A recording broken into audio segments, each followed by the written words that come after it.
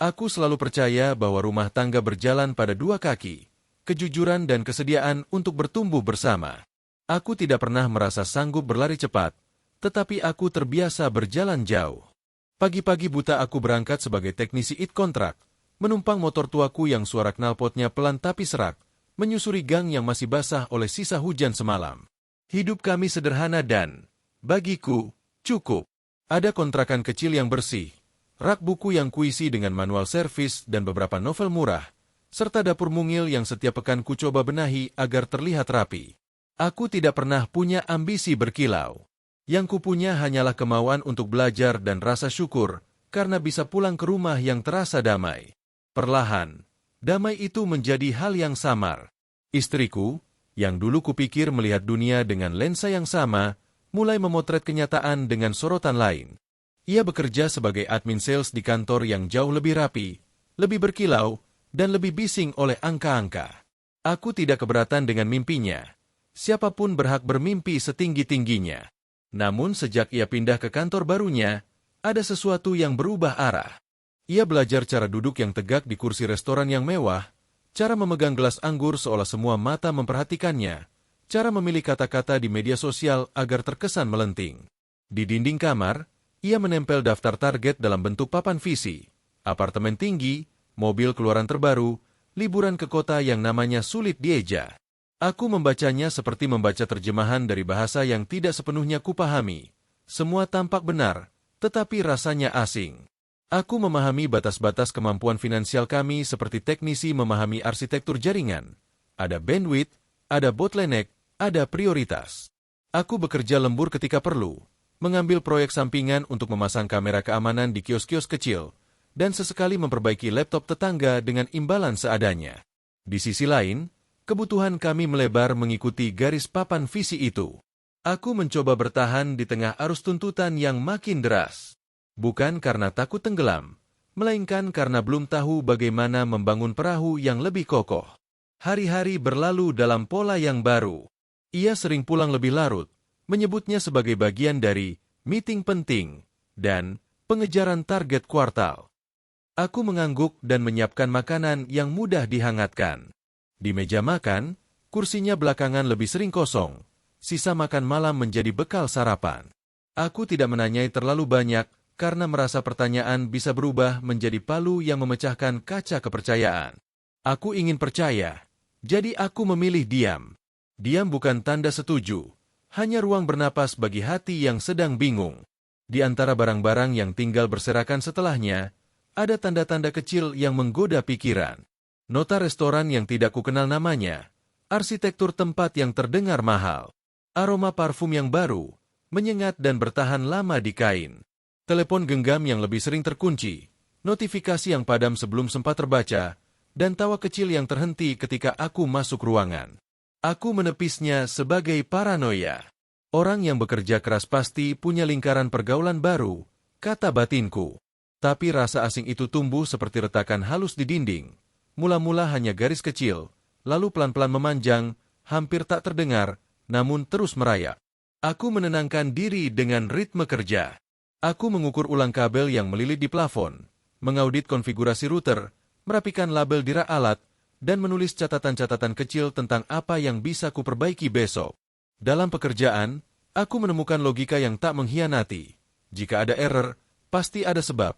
Jika koneksi putus, pasti ada titik yang longgar. Jika sistem lambat, pasti ada beban yang berlebihan. Andai saja hati bisa dibedah dengan metodologi yang sama. Namun hati adalah jaringan yang tidak selalu patuh pada prosedur. Suatu malam, ketika aku mengurut nota belanja untuk menyeimbangkan pengeluaran, aku mendapati pola yang tak lagi kebetulan. Nama tempat yang sama muncul 3 kali dalam sebulan, dengan jam transaksi yang selalu mendekati tengah malam. Aku mencoba menenangkan diri dengan asumsi rapat klien. Rasionalisasi itu terdengar rapi, tetapi rasaku tetap gelisah. Esoknya, aku bertemu diri sendiri di kaca kamar mandi, memandangi lelaki dengan mata yang sedikit cekung dan rambut yang perlu dirapikan. Aku bertanya, tanpa suara, apakah aku sedang tertinggal dari janji-janji yang dulu kami ucapkan? Bukan janji glamor, hanya janji untuk menjadi rumah yang saling meneduhkan. Aku tidak ingin menjadi suami yang mencurigai segala gerak. Maka aku mengamati diriku sendiri terlebih dahulu. Aku menghitung ulang nilai yang kubawa ke rumah. Integritas, kerja keras, kesetiaan, kesediaan untuk memulai dari bawah berkali-kali. Nilai-nilai itu mungkin tidak berkilau di foto, namun kupikir cukup kuat untuk menahan badai. Sampai aku sadar, badai yang kutakuti bukan datang dari luar, melainkan dari rasa malu karena kurang sesuai standar yang dibuat oleh dunia di luar pintu kami. Di saat yang sama, aku mulai menyadari bahwa harga diri tidak tumbuh dari pujian, melainkan dari keberanian memandang kekurangan lalu mengubahnya menjadi gerak. Aku mungkin tidak berlari cepat, tetapi aku bisa belajar melangkah lebih efisien. Aku mulai mencatat ide-ide kecil untuk usaha yang mungkin bisa kurintis. Pengalaman bertahun-tahun memperbaiki perangkat orang, memperhatikan pola kerusakan yang berulang, dan cara berkomunikasi yang sederhana kepada klien ternyata menyimpan harta yang selama ini tersembunyi.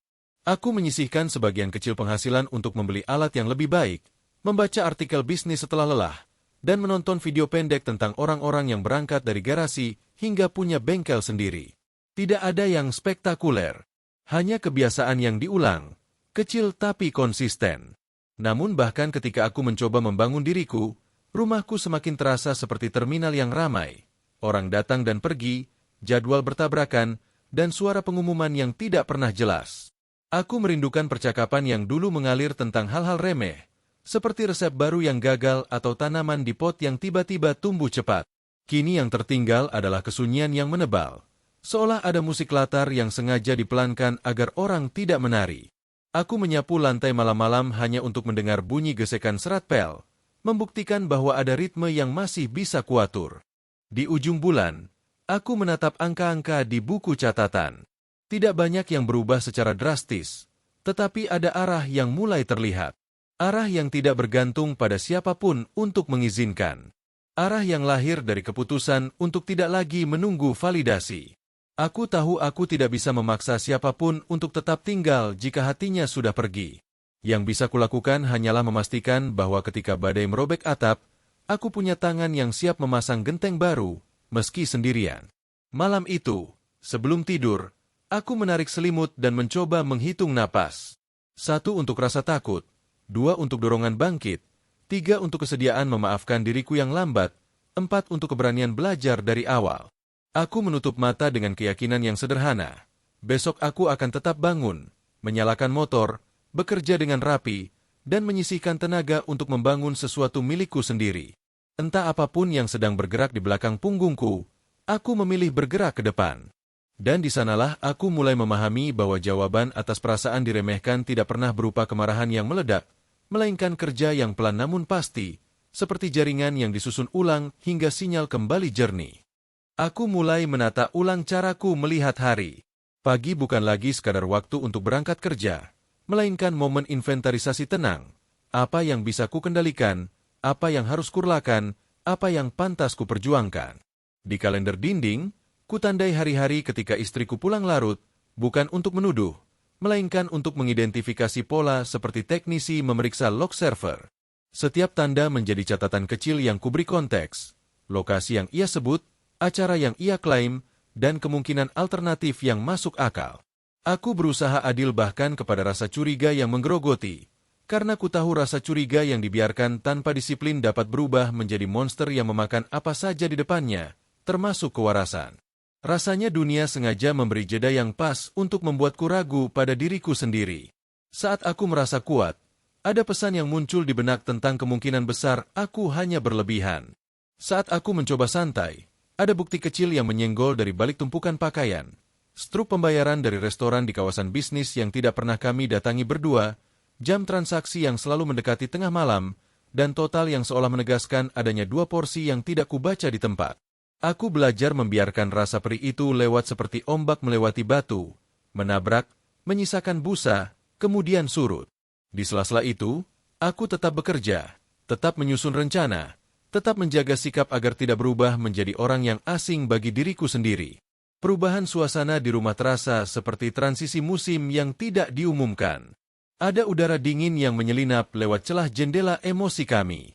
Ia semakin mahir membawa dirinya di ruang-ruang yang menuntut performa tinggi, namun pulang membawa kelelahan yang tidak lagi ingin berbagi cerita. Aku mengira kelelahan itu terkait target, klien, dan laporan. Aku menyiapkan ruang agar ia bisa beristirahat, tetapi ruang itu justru menjadi padang sunyi tempat kami berlalu lalang tanpa saling menyapa. Sesekali ia membuat unggahan media sosial yang menunjukkan potret keberhasilan timnya. Aku ikut bangga, meski ada bagian dari diriku yang merasa menciut, seperti titik kecil di sudut bingkai yang tidak lagi relevan. Kudapati diriku lebih sering mengobrol dengan benda-benda. Kain pel yang selalu siap membuat lantai kembali licin dan bersih, set alat yang berjajar presisi, dan motor tua yang setia menyalakan suara serak. Semua itu menjadi saksi bahwa aku masih diri yang sama, hanya sedang mengasah cara baru untuk bernapas. Ketika malam merangkak, aku memeriksa ulang rencana kecilku tentang usaha, daftar pemasok komponen, perkiraan modal peralatan, proyeksi layanan yang bisa dijual ke UKM sekitar kontrakan. Aku menyusun spreadsheet sederhana, tidak canggih, namun jujur. Di sini, aku menemukan kembali rasa kendali, meski tipis, seperti cahaya dari celah pintu yang belum tertutup rapat. Hari-hari kecurigaan tidak selalu dramatik. Kebanyakan hanya terasa seperti pasir yang menambah beban di saku. Aku pulang, melihat meja makan yang rapi tetapi dingin, menyimpan makanan untuk esok karena tidak ada kabar bahwa ia akan pulang. Keesokan paginya, kulihat panci bekas dipanaskan, piring dicuci seadanya, dan catatan singkat tanpa penjelasan, bahkan tanpa salam. Aku menolak menyebut diriku korban, sebab kata itu seolah membekukan tubuh dan mengikat tangan. Aku lebih suka menyebut diriku pelajar yang sedang memahami kurikulum paling sulit, menerima kenyataan tanpa kehilangan martabat. Pada satu akhir pekan, aku memberanikan diri menyusun semacam audit lembut terhadap kehidupan kami. Bukan audit keuangan semata, melainkan audit nilai. Di kolom pertama, kutulis hal-hal yang dulu membuat kami tertawa, makanan kaki lima favorit, film murahan yang kami tonton ulang, rencana kecil menabung untuk membeli mesin cuci yang lebih hemat listrik. Di kolom kedua, kutulis apa yang belakangan menghilang, sarapan bersama, obrolan tentang tetangga, mimpi-mimpi sederhana.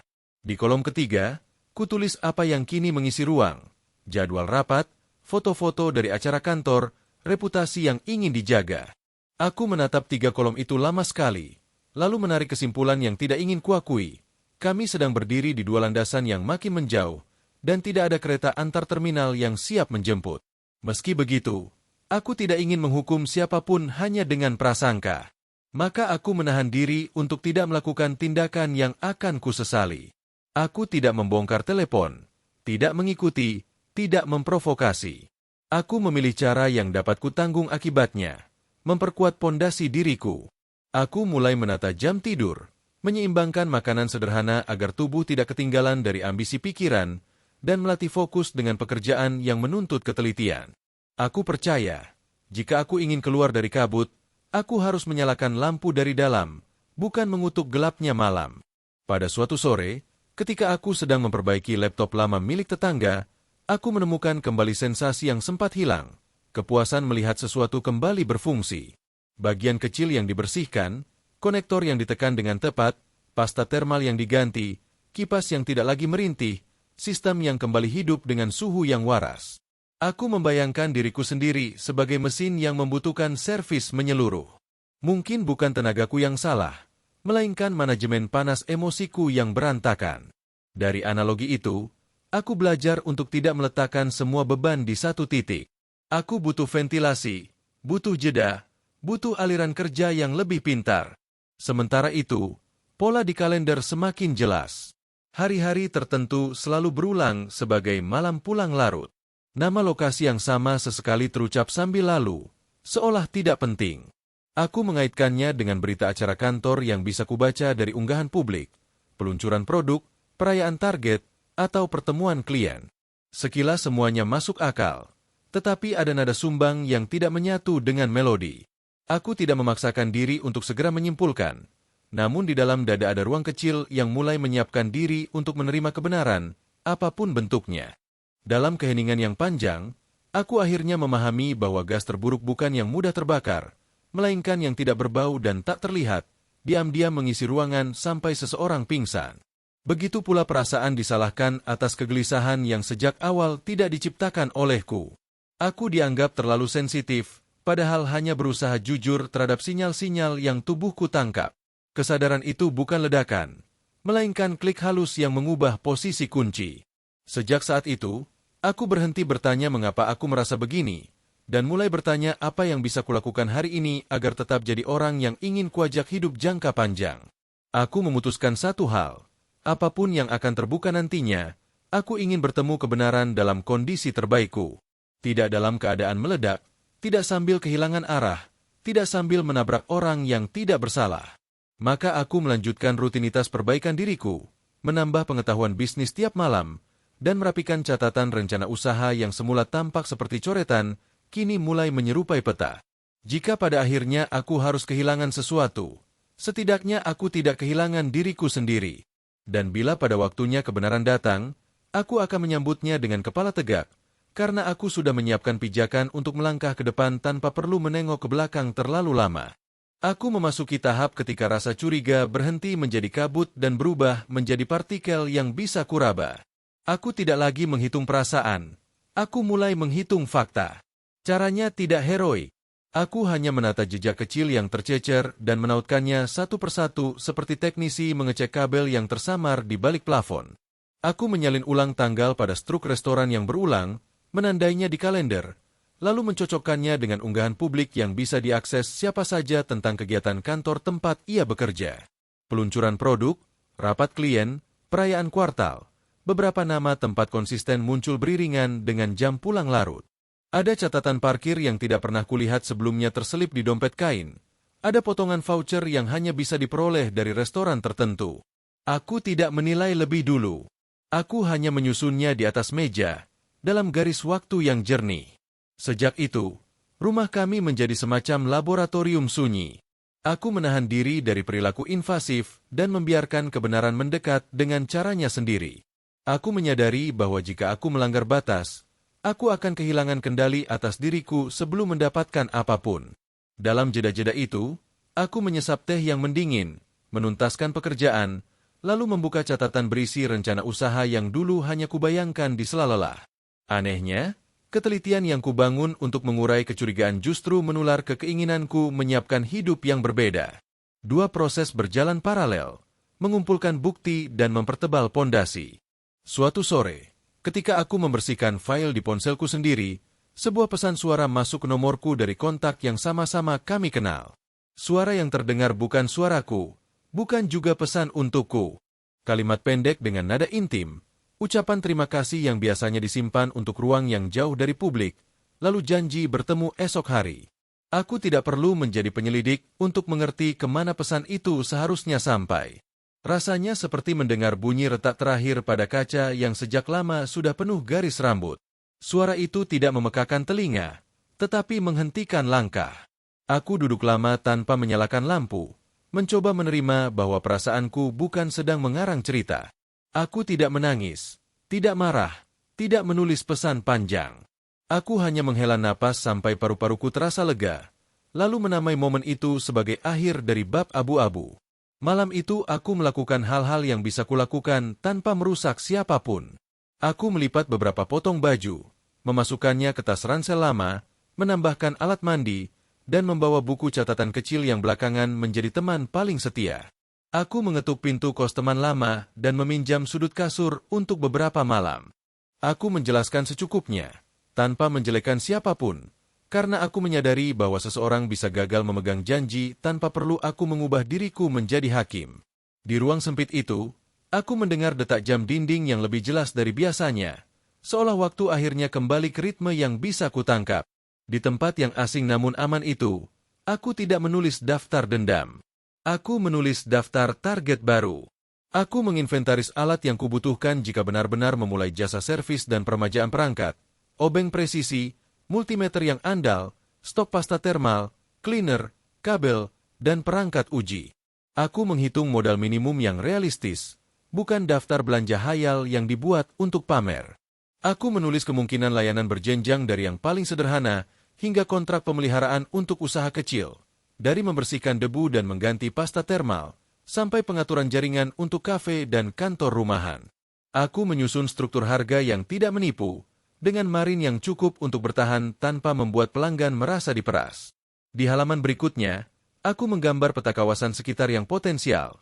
Sekolah, kedai kopi, kios fotokopi, rental komputer, kantor kecil, dan perumahan padat. Masing-masing kuberi catatan kebutuhan yang paling mungkin. Ketika fajar datang, aku kembali ke rutinitas kerja.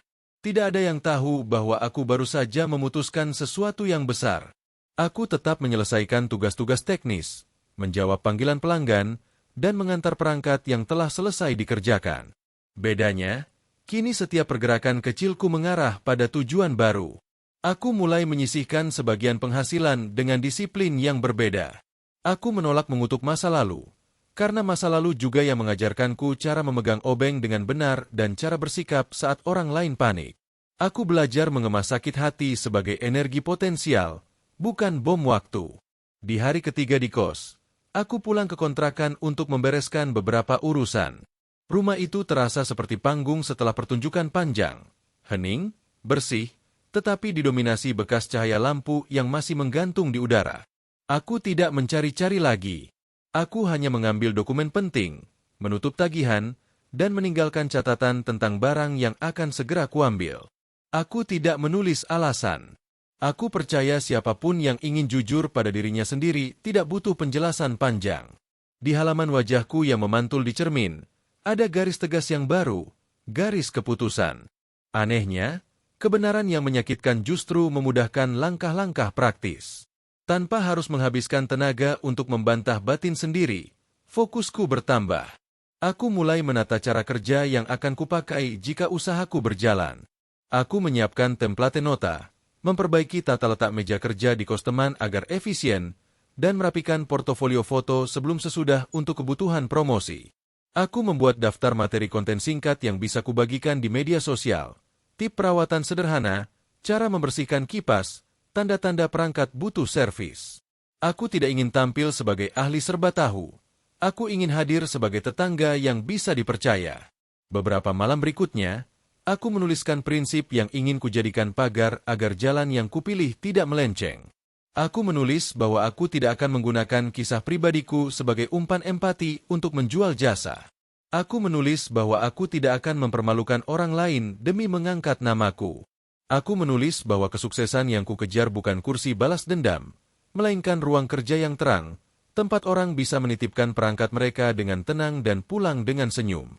Aku juga menulis bahwa andai suatu saat aku bertemu lagi dengan bayangan masa lalu, aku ingin menyapanya dengan tenang karena aku telah menata halamanku sendiri. Pada akhirnya, titik jatuh itu bukan menjadi jurang, melainkan batu pijakan. Aku berdiri di atasnya, menatap ke depan, dan merasakan sesuatu yang lama hilang kembali tumbuh, rasa hormat pada diriku sendiri. Kebenaran yang menyakitkan ternyata tidak mematahkan. Ia hanya memaksa punggungku tegak, memintaku memilih arah, dan menyuruhku berjalan. Aku menerima perintah itu tanpa membantah. Dan di tengah langkah yang masih gemetar, aku tahu aku sudah melampaui bagian terberat, mengakui bahwa ada yang rusak, lalu memutuskan untuk membangun sesuatu yang baru dengan kedua tanganku sendiri. Aku memulai dari yang paling kecil dan paling bisa kukendalikan. Sebuah meja kerja pinjaman di sudut kamar kos menjadi pusat semesta baruku. Aku menata obeng presisi, multimeter, kuas, blower, pasta termal, dan kain mikrofiber seolah-olah itu adalah alat musik yang harus selalu selaras. Aku mencatat setiap servis ke dalam lembar kalkulasi sederhana, menulis kondisi awal perangkat, tindakan yang kulakukan, waktu pengerjaan, biaya komponen, dan margin yang tentu saja masih tipis. Di fase ini, kerapian administrasi menjadi jangkar agar perahu baruku tidak langsung oleng. Untuk promosi, aku tidak punya anggaran, maka aku mengandalkan pengetahuan, konsistensi, dan keberanian tampil di ruang publik. Aku membuat akun sederhana di platform yang banyak digunakan orang, lalu mengunggah video singkat berdurasi 1 menit tentang hal-hal kecil yang sering orang abaikan, membersihkan ventilasi kipas, mengganti pasta termal tiap 1 atau 2 tahun, mengatur ulang kabel pengisi daya agar tidak cepat aus, dan tanda-tanda perangkat kelelahan yang sebaiknya tidak ditunda. Pada minggu pertama, hampir tidak ada yang terjadi. Aku tetap mengerjakan perangkat milik tetangga, mengemasnya rapi, menambahkan catatan perawatan kecil di dalam kardus, dan mengantarkan ke rumah pemiliknya. Aku meminta izin untuk memotret kondisi sebelum dan sesudah, lalu mengunggahnya dengan keterangan yang tidak berlebihan. Aku menolak memancing simpati. Aku hanya ingin memastikan orang mengenal kualitas, bukan cerita pilu. Di akhir pekan, sebuah kafe kecil di ujung jalan meminta bantuanku untuk merapikan jaringan yang sering putus. Aku meninjau topologi sederhana mereka, mengganti lokasi router, membersihkan frekuensi yang bertabrakan, dan mengatur ulang keamanan dasar agar perangkat tamu tidak menjadi jalan masuk masalah. Koneksi kembali stabil, musik kembali mengalun tanpa tersendat, dan pemilik kafe menawari kerja sama berkala. Aku menyepakati jadwal pemeliharaan ringan dan memberi harga yang jujur. Bulan pertama berlalu dengan ritme yang belum pasti. Ada hari-hari sepi yang membuatku ragu, dan ada hari-hari padat yang membuatku tidur tanpa sempat memikirkan masa lalu. Aku belajar menerima keduanya dengan kepala dingin. Di bulan kedua, seorang guru dari sekolah swasta melihat unggahan videoku tentang perawatan komputer laboratorium dan menghubungiku lewat pesan singkat. Aku mendatangi sekolah itu, memeriksa deretan perangkat yang berdebu, dan mengusulkan paket perawatan triwulanan yang realistis. Aku menuliskan rincian dalam proposal singkat, termasuk estimasi penghematan listrik karena suhu kerja yang lebih stabil. Kepala sekolah tidak langsung setuju, tetapi memberiku kesempatan untuk membersihkan satu ruangan sebagai uji coba. Seminggu kemudian, mereka mengabari bahwa komputer yang sebelumnya sering hang kini bisa dipakai lancar untuk ujian. Kontrak kecil pun menyusul, bukan jumlah yang mengubah hidup dalam semalam, tetapi cukup untuk mengubah kepercayaan diriku. Di sisi lain, aku pelan-pelan meninggalkan kebiasaan boros tenaga. Aku membuat blok waktu untuk fokus, menerapkan aturan sederhana untuk memisahkan waktu eksekusi dan waktu promosi, serta menyusun backlog tugas yang tidak akan kusentuh ketika tubuh kelelahan. Aku menaruh catatan di dinding kecil kos berisi proyek prioritas, daftar pelanggan yang harus dihubungi, dan pengingat untuk makan dengan benar. Aku menjaga tubuh seperti menjaga server produksi, tidak boleh pada mendadak.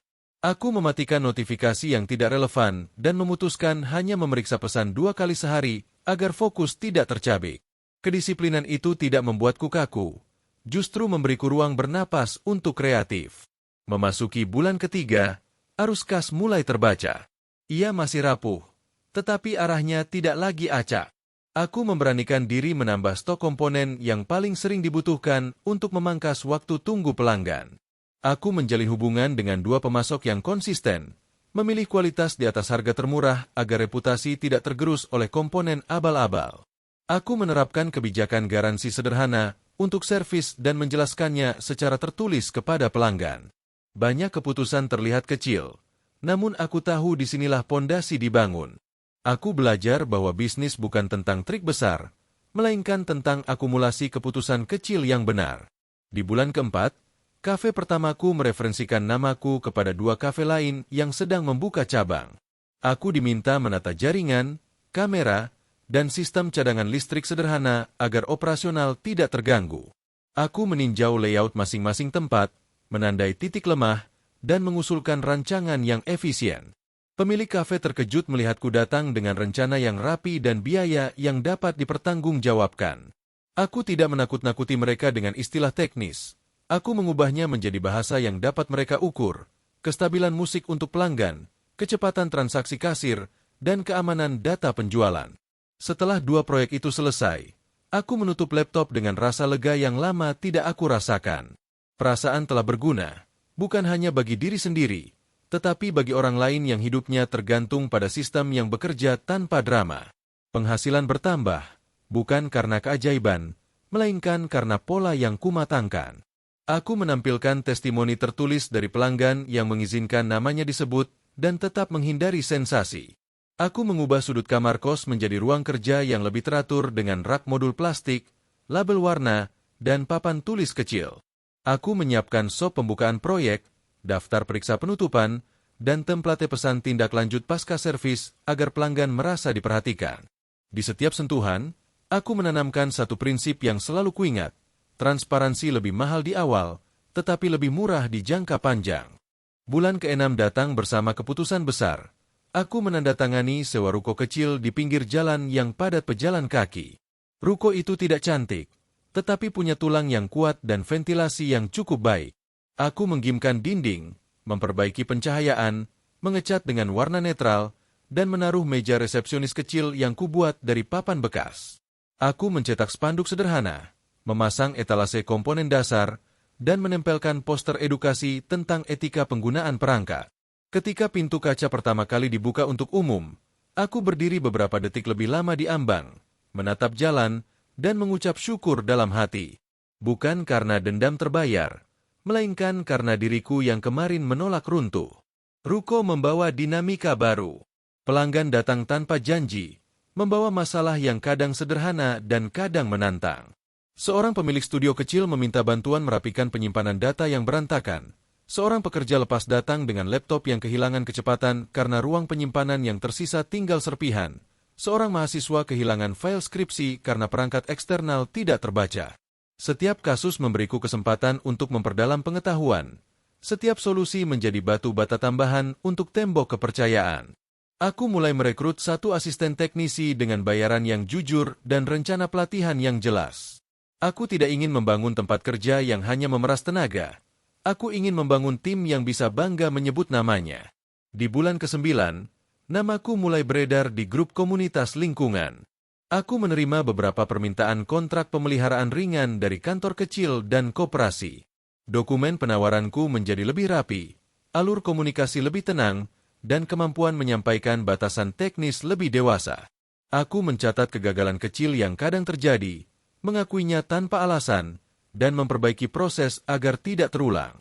Kejujuran itu, meski menyakitkan di momen tertentu, justru menjadi magnet kepercayaan.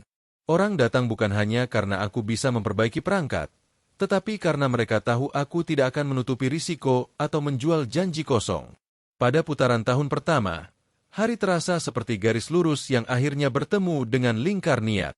Aku menatap buku kas yang tidak lagi memalukan, menatap tim kecil yang sedang tertawa ringan di tengah pekerjaan, dan menatap dinding yang memajang catatan visi yang berisi hal-hal yang kubutuhkan, bukan yang harus kupamerkan. Ada ruang untuk tumbuh, ada napas untuk berbagi, ada rencana untuk memberikan pelatihan gratis kepada anak-anak sekolah yang ingin belajar dasar-dasar perawatan perangkat. Ketika malam tiba, aku menutup rolling door ruko, merasakan peluh yang wajar, dan menyadari bahwa aku sudah berjalan sangat jauh dari hari ketika aku mengumpulkan struk restoran sebagai bukti yang tidak kuinginkan. Kini bukti yang kumiliki berbeda, daftar pelanggan yang kembali, kontrak yang diperpanjang, dan rasa hormat pada diriku sendiri yang tidak lagi goyah. Aku mengunci pintu, menatap papan nama kecil yang kusangga dengan 2 skrup, dan tahu bahwa yang kususun bukan sekadar usaha, melainkan jawaban yang paling jernih atas segala keraguan yang pernah mengitari langkahku.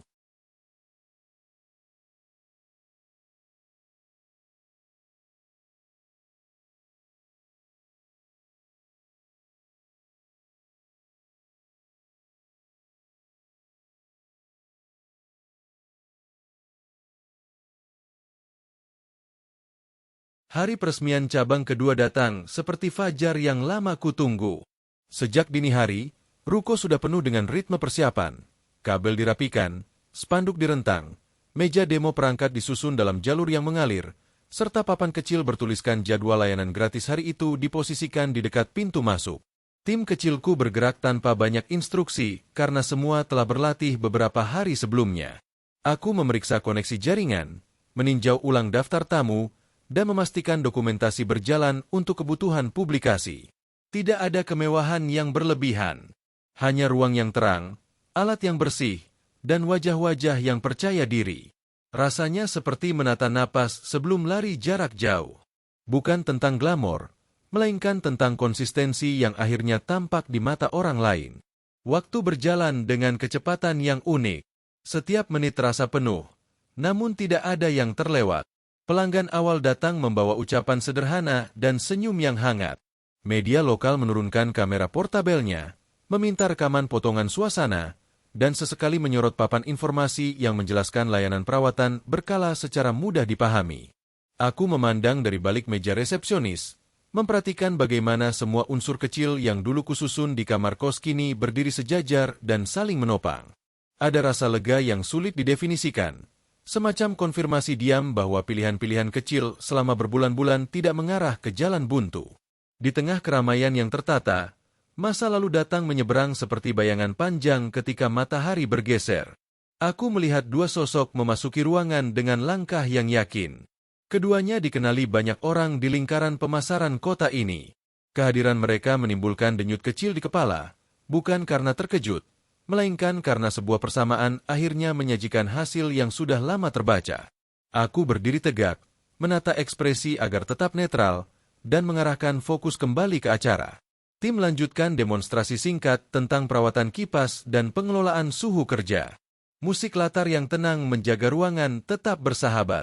Aku membiarkan momentum acara memeluk semua orang yang datang agar mereka mengingat hari itu karena pengalaman yang rapi, bukan karena drama yang tak perlu. Ketika waktu yang telah dijadwalkan untuk sambutan tiba, aku melangkah ke depan. Tidak ada naskah yang berbelit, tidak ada kata-kata yang ditata untuk memanaskan emosi. Aku mengucap terima kasih pada pelanggan yang percaya sejak hari-hari pertama, pada pemasok yang konsisten, pada tim yang bertahan di tengah tekanan, dan pada komunitas yang memberi ruang untuk tumbuh. Aku menyinggung latar sederhana yang menjadi awal, bukan untuk meminta simpati, tetapi untuk menandai jarak yang telah ditempuh. Di belakangku, layar menayangkan cuplikan singkat perjalanan, meja kos yang sempit, kardus alat, ruko yang direnovasi, pelanggan yang tersenyum memegang perangkat yang kembali sehat. Semua berjalan seperti yang direncanakan. Pada puncak acara, aku mengambil satu map dari laci meja yang sudah kusiapkan sejak pagi. Map itu bukan simbol perang, melainkan alat administrasi yang menyatakan sebuah akhir dengan cara yang sah dan jelas. Aku menapaki langkah yang telah kuukur, menghampiri masa lalu yang berdiri hanya beberapa meter dariku. Tidak ada kalimat yang perlu disiarkan. Tidak ada tudingan yang harus diulang. Tangan kanan menyerahkan makalah itu kepada petugas legal yang sudah hadir sebagai saksi. Tangan kiri tetap rileks di samping tubuh. Dokumen itu menyatakan pemutus hubungan yang dulu dibangun atas harapan, namun tak lagi ditopang oleh kejujuran. Keputusan yang telah lama matang akhirnya menyentuh meja dan mendapatkan cap resmi. Ruangan tidak pecah oleh riuh. Justru sebaliknya, suasana menegang sepersekian detik lalu kembali ke orbit semula. Kamera media memilih tetap menyorot papan informasi layanan dan obrolan pelanggan dengan teknisi. Timku melanjutkan tugas tanpa terseret arus emosional. Di mataku sendiri, momen itu bukan klimaks yang memerlukan tepuk tangan, melainkan simpul yang diikat rapi agar benang tidak lagi terseret kemana-mana. Aku kembali ke posisi semula, memberi isyarat kepada kru dokumentasi untuk menjalankan bagian penutup yang telah dirancang. Tayangan apresiasi kepada pelanggan pertama, testimoni tim mengenai standar kerja, serta pengumuman jadwal pelatihan singkat untuk pengguna rumahan yang ingin merawat perangkatnya secara mandiri. Setelah prosesi administrasi selesai, aku merasa tubuh seperti kembali ke berat normal. Tidak ada dorongan untuk menoleh berkali-kali. Tidak ada keinginan menyusun pembuktian tambahan. Semua yang perlu diketahui sudah lama diketahui oleh hati, dan yang perlu disahkan kini telah resmi di kertas. Aku menyapa beberapa pelanggan yang baru datang, memandu mereka ke sudut demo, dan memastikan setiap pertanyaan teknis mendapat jawaban yang jernih. Di sela aktivitas, aku mencatat nama-nama anak magang yang potensial dari sekolah vokasi sekitar, mencatat kebutuhan alat tambahan dari obrolan singkat dengan pemasok, dan meninjau kembali stok komponen yang menipis. Hidup melanjutkan geraknya, bahkan ketika seseorang mengakhiri satu bab. Menjelang akhir acara, layar menampilkan montasi yang paling kusukai, tangan-tangan tim yang bekerja cepat dan teliti, meja yang dirapikan, tutup casing yang dipasang kembali dengan klik meyakinkan, kipas yang berputar halus, serta angka suhu yang turun ke rentang aman. Bagi sebagian orang, itu hanyalah gambar-gambar kecil yang repetitif. Bagiku, itu adalah bahasa lain dari kejujuran. Bahasa yang tidak membutuhkan narasi panjang untuk meyakinkan. Bahasa yang menyatakan pada dunia bahwa ada cara sunyi untuk menang, yakni dengan memperbaiki sesuatu sampai ia berfungsi seperti seharusnya. Ketika pintu ruko ditutup setengah untuk menandai akhir acara, udara sore masuk membawa campuran bau debu jalanan dan sisa kopi. Aku berdiri di ambang, memandangi trotoar yang mulai renggang, dan menginventaris sisa tenaga. Ada lelah yang sehat, ada senyap yang lega, ada ruang kosong di dada yang tidak lagi terasa sebagai lubang, melainkan sebagai halaman baru yang siap diisi. Pada halaman itu, aku tidak menuliskan alasan-alasan masa lalu. Aku menulis rencana keberlanjutan, penjadwalan layanan pasca pembukaan, perluasan paket perawatan, dan kolaborasi dengan komunitas lokal. Jika ada yang menanyakan bagaimana rasanya membalas pengkhianatan, aku tidak punya jawaban yang dramatis. Yang kutahu, tidak ada balas yang lebih tuntas daripada bergerak lurus di jalan yang dipilih, menutup bab lama dengan pena resmi, lalu kembali bekerja dengan tangan yang bersih. Malamnya, sebelum semua orang pulang, aku mengajak tim berkumpul singkat untuk memastikan evaluasi esok hari. Tidak ada sorak-sorai berlebihan, hanya kesadaran bahwa hari ini berjalan sesuai fondasi yang ditanam sejak lama. Di kursi belakang, sebuah map kosong kusimpan rapi untuk kebutuhan administratif lain di masa depan. Map yang tadi, yang sempat menjadi beban, sudah berubah fungsi menjadi sesuatu yang netral, seperti alat kerja lainnya. Aku mematikan sebagian lampu, menatap ruang yang perlahan meredup, dan merasakan ritme jantung kembali stabil. Pada ritme itu, aku tahu satu hal penting. Kemenangan paling senyap adalah yang paling tahan lama. Dan hari itu, yang senyap telah berbicara sejelas-jelasnya. Menjelang akhir acara, layar menampilkan montasi yang paling kusukai. Tangan-tangan tim yang bekerja cepat dan teliti, meja yang dirapikan, tutup casing yang dipasang kembali dengan klik meyakinkan, kipas yang berputar halus, serta angka suhu yang turun ke rentang aman. Bagi sebagian orang, itu hanyalah gambar-gambar kecil yang repetitif. Bagiku, itu adalah bahasa lain dari kejujuran. Bahasa yang tidak membutuhkan narasi panjang untuk meyakinkan. Bahasa yang menyatakan pada dunia bahwa ada cara sunyi untuk menang, yakni dengan memperbaiki sesuatu sampai ia berfungsi seperti seharusnya. Ketika pintu ruko ditutup setengah untuk menandai akhir acara, udara sore masuk membawa campuran bau debu jalanan dan sisa kopi. Aku berdiri di ambang, memandangi trotoar yang mulai renggang, dan menginventaris sisa tenaga. Ada lelah yang sehat, ada senyap yang lega, ada ruang kosong di dada yang tidak lagi terasa sebagai lubang, melainkan sebagai halaman baru yang siap diisi. Pada halaman itu, aku tidak menuliskan alasan-alasan masa lalu. Aku menulis rencana keberlanjutan, penjadwalan layanan pasca pembukaan, perluasan paket perawatan, dan kolaborasi dengan komunitas lokal. Jika ada yang menanyakan bagaimana rasanya membalas pengkhianatan, aku tidak punya jawaban yang dramatis. Yang kutahu, tidak ada balas yang lebih tuntas daripada bergerak lurus di jalan yang dipilih, menutup bab lama dengan pena resmi, lalu kembali bekerja dengan tangan yang bersih. Malamnya, sebelum semua orang pulang, aku mengajak tim berkumpul singkat untuk memastikan evaluasi esok hari. Tidak ada sorak-sorai berlebihan, hanya kesadaran bahwa hari ini berjalan sesuai fondasi yang ditanam sejak lama. Di kursi belakang, sebuah map kosong kusimpan rapi untuk kebutuhan administratif lain di masa depan. Map yang tadi, yang sempat menjadi beban, sudah berubah fungsi menjadi sesuatu yang netral, seperti alat kerja lainnya. Aku mematikan sebagian lampu, menatap ruang yang perlahan meredup, dan merasakan ritme jantung kembali stabil.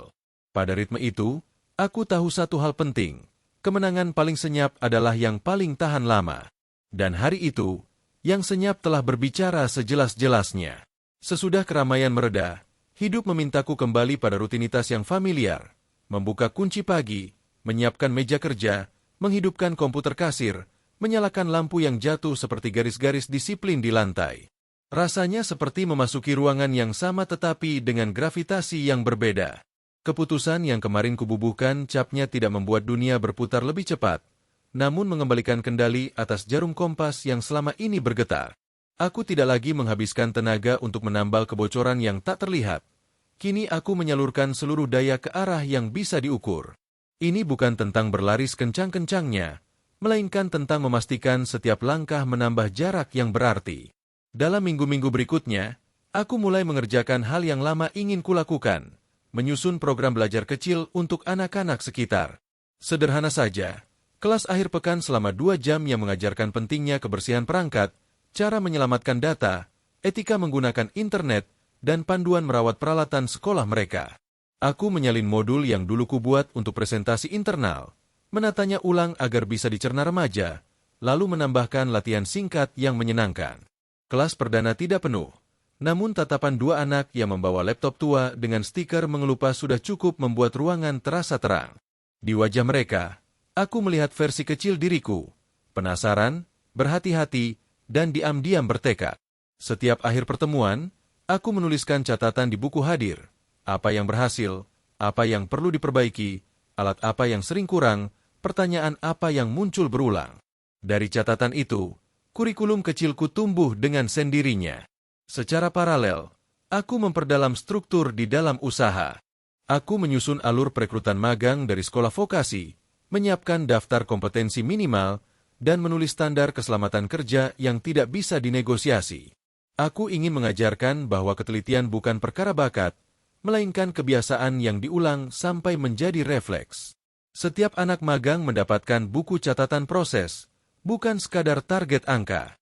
Di buku itu, mereka menulis langkah-langkah, hipotesis, koreksi, dan kesimpulan. Aku ingin mereka mengerti bahwa memperbaiki perangkat adalah juga melatih cara berpikir, mengurai masalah besar menjadi bagian kecil, memeriksa asumsi, dan berani mengakui jika ada bagian yang belum dipahami.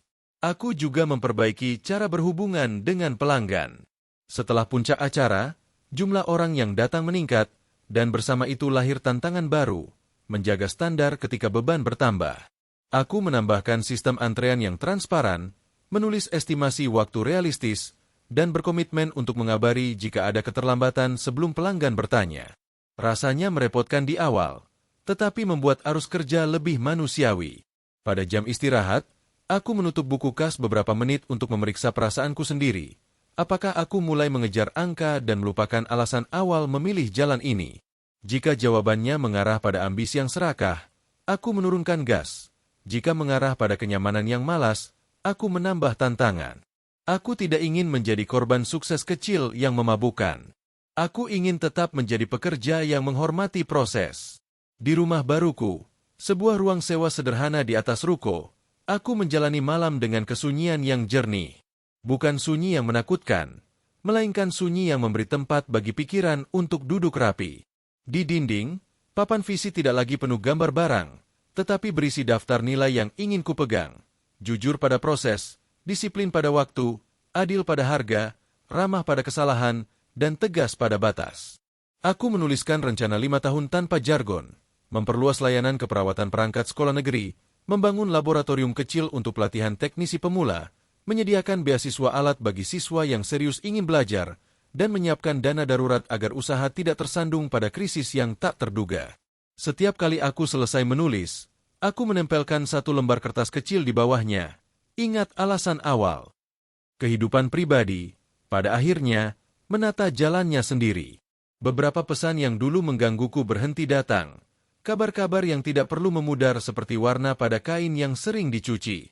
Aku tidak mengejar kabar baru tentang orang-orang yang pernah menempati pusat gravitasiku. Bukan karena membenci, melainkan karena telah memahami batas. Pengampunan, bagiku, bukan upacara besar. Ia adalah kebiasaan kecil melepaskan, sehelai demi sehelai, sampai benang yang menyayat itu berubah menjadi tali yang netral. Aku memilih tidak mengizinkan masa lalu menjadi narator hidupku. Ia kubiarkan tetap di tempatnya. Bab yang selesai dibaca, memberi pelajaran, lalu dikembalikan kerak. Ada momen-momen kecil yang justru terasa seperti medali. Seorang ibu datang membawa laptop anaknya yang mogok sehari sebelum ujian. Kami bekerja cepat, menjelaskan apa yang dilakukan, menyalin data penting, dan menyerahkan kembali perangkat pada sore yang sama. Air mata lega di sudut matanya adalah penghargaan yang tidak bisa kubeli. Seorang pemilik kedai menepuk pundakku setelah sistem kasirnya lancar kembali di jam paling ramai. Seorang siswa magang memintaku menandatangani sertifikat kecil setelah menyelesaikan proyek perdananya. Di momen-momen itu, aku mengerti bahwa kesuksesan bukan gedung tinggi dan angka di layar, melainkan perubahan konkret di hidup orang lain yang bisa kita saksikan dari jarak 1 meter. Pada suatu malam hujan, aku menutup rolling door sedikit lebih awal. Jalanan memantulkan lampu seperti pita basah. Aku duduk di kursi dekat jendela, memegang cangkir minuman hangat, dan memeriksa ulang diriku. Aku tidak merayakan kemenangan atas siapapun, karena hidup bukan pertandingan yang perlu pemenang dan pecundang di setiap babak. Yang kurayakan adalah ketekunan untuk tetap berjalan ketika alasan berhenti terasa kuat. Yang kuapresiasi adalah diriku yang dulu menolak mengubah sakit hati menjadi senjata, memilih mengubahnya menjadi bahan bakar. Ada kepuasan yang tidak berisik ketika kau tahu sehari lagi berlalu tanpa mengkhianati nilai yang kau pilih. Aku sering menerima pertanyaan dari pelanggan yang penasaran atau dari diriku sendiri tentang apakah semua ini adalah bentuk balas terhadap pengkhianatan. Jawabannya tidak sesederhana ya atau tidak. Pengkhianatan mungkin mendorongku keluar dari kebiasaan lama, tetapi yang menuntunku jauh ke sini adalah kompas yang lebih halus, keinginan untuk hidup selaras dengan kerja yang jujur. Jika dulu aku dianggap kurang, kini aku mengerti bahwa ukuran yang dipakai bukan milikku. Aku memilih tidak lagi bernegosiasi dengan standar yang memperdagangkan martabat. Aku memilih menambatkan ukuranku pada hal-hal yang tak berubah, ketelitian, tanggung jawab, dan keberpihakan pada yang benar meski sepi. Di akhir tahun kedua, ketika aku membuka laporan yang tersusun rapi, aku melihat baris demi baris yang semula hanya harapan kini berbentuk angka dan nama. Ada ruang untuk ekspansi, ada celah untuk belajar lagi, ada kebutuhan untuk memperbaiki hal-hal yang belum sempurna. Aku menutup laptop, berdiri di tengah ruangan yang remang, dan merasakan sesuatu yang sederhana, tenang. Tenang karena tidak lagi mengejar validasi yang tak pernah puas. Tenang karena menutup bab masa lalu bukan dengan ledakan, melainkan dengan pekerjaan yang selesai tepat waktu. Tenang karena setiap pagi menunggu dengan pintu yang bisa kubuka sendiri, tanpa menoleh pada siapapun untuk meminta izin. Jika ada yang ingin tahu pelajaranku, aku akan menuliskannya singkat. Kesetiaan adalah keputusan sehari-hari, bukan hadiah setelah sukses. Harga diri bertumbuh dari kerja yang konsisten, bukan dari sorak-sorai sesaat. Dan ketika waktunya tiba untuk mengakhiri sesuatu, lakukanlah dengan cara yang terang dan sah, agar kau punya dua tangan bebas untuk membangun yang baru. Sisanya, biarkan waktu bekerja seperti kipas yang bergerak hening, tidak terlihat heroik, tetapi menjaga suhu kehidupan tetap waras. Di sana, di antara bunyi klik skrup terakhir dan layar yang menyala normal, aku menemukan rumah yang lama kucari, bukan pada seseorang, melainkan pada cara hidup yang akhirnya selaras dengan siapa aku ingin menjadi. Aku sering menerima pertanyaan dari pelanggan yang penasaran atau dari diriku sendiri tentang apakah semua ini adalah bentuk balas terhadap pengkhianatan. Jawabannya tidak sesederhana ya atau tidak. Pengkhianatan mungkin mendorongku keluar dari kebiasaan lama, tetapi yang menuntunku jauh ke sini adalah kompas yang lebih halus, keinginan untuk hidup selaras dengan kerja yang jujur. Jika dulu aku dianggap kurang, kini aku mengerti bahwa ukuran yang dipakai bukan milikku. Aku memilih tidak lagi bernegosiasi dengan standar yang memperdagangkan martabat. Aku memilih menambatkan ukuranku pada hal-hal yang tak berubah, ketelitian, tanggung jawab, dan keberpihakan pada yang benar meski sepi. Di akhir tahun kedua, ketika aku membuka laporan yang tersusun rapi, aku melihat baris demi baris yang semula hanya harapan kini berbentuk angka dan nama. Ada ruang untuk ekspansi, ada celah untuk belajar lagi, ada kebutuhan untuk memperbaiki hal-hal yang belum sempurna.